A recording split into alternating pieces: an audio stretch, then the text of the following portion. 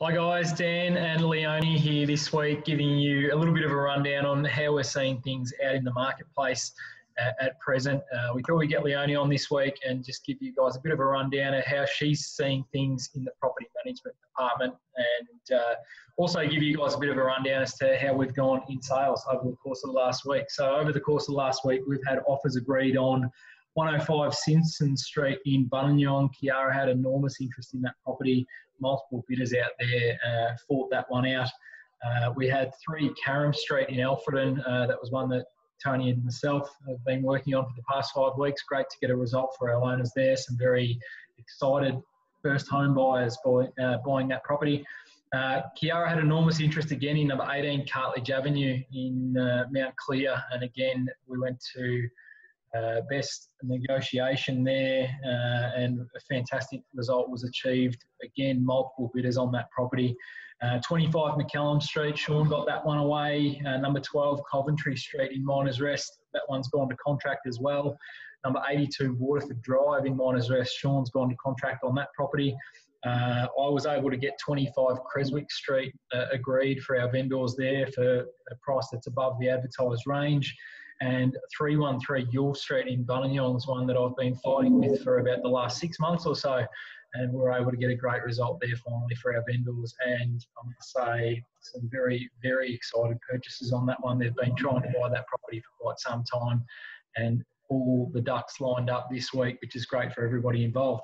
Matt and Jackie also went to contract on 370 Butter Factory Road in Gordon. Guys, there's plenty of listings coming up as well. I know Tony and myself have got 3 to come up tonight. I think Sean and Kiara have got a couple as well. I know Matt's had a great week this week. Jackie's been out and listed one.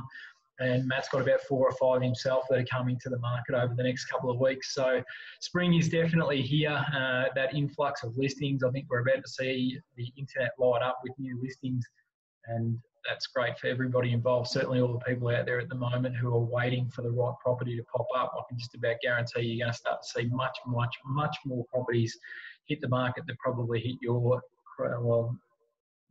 make your criteria. So going to throw across to Leone to give a bit of commentary on the property management department and how she's seeing things out there.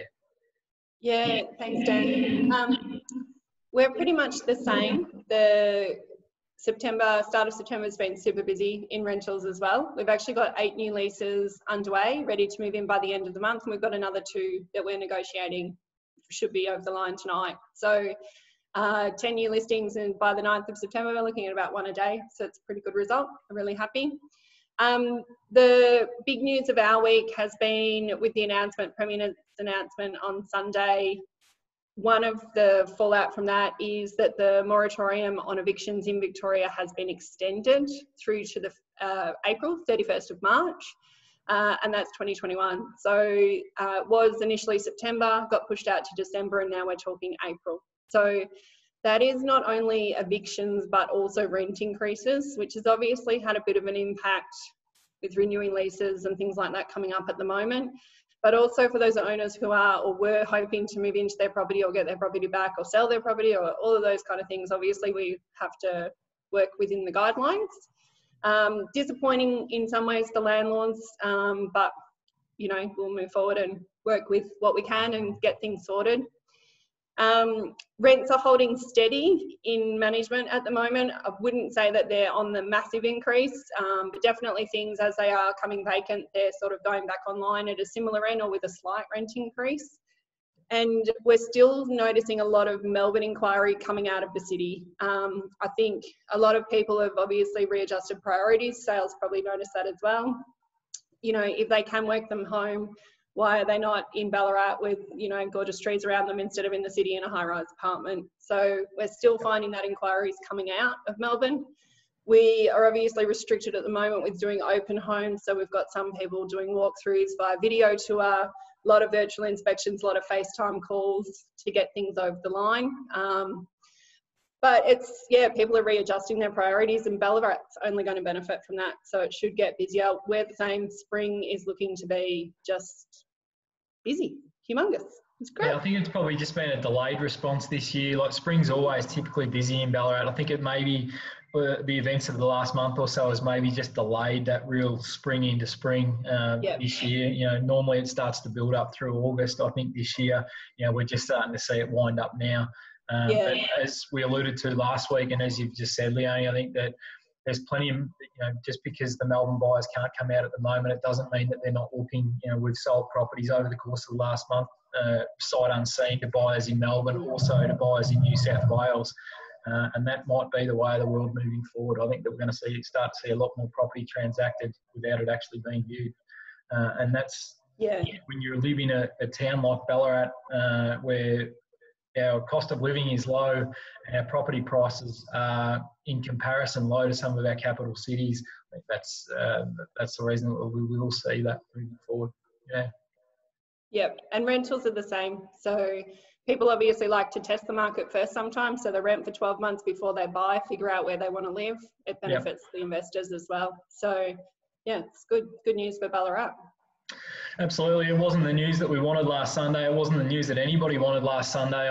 When we certainly sympathise with all of our friends in hospitality and that own gyms and that sort of thing, because obviously these guys are much more affected than us. And, you know, whilst we're living in this too, you know, we've been quite lucky in a way that, you know, properties continued to transact in the Ballarat marketplace over the last 3 to 6 months, despite our fears, you know, maybe 6 months ago. So we sympathise with everybody. We are all in it together, and just be kind. I think that's, you know, we talk about it all the time. Just be mindful of everybody's situation. No two people are the same. No two people are dealing with this in exactly the same way. And I think at the moment we just have to have some compassion and look after each other. So, yeah, definitely. Have a great week, guys. Thanks for watching. And next week we'll do something different. We'll have a think about it. Someone else can jump on. But yeah, good to get Leonie on to touch on how things are playing out in property management. And yeah, hopefully some of the other guys in McGrath, Ballarat can jump on board one of these videos in the very near future. Thanks, guys. Bye.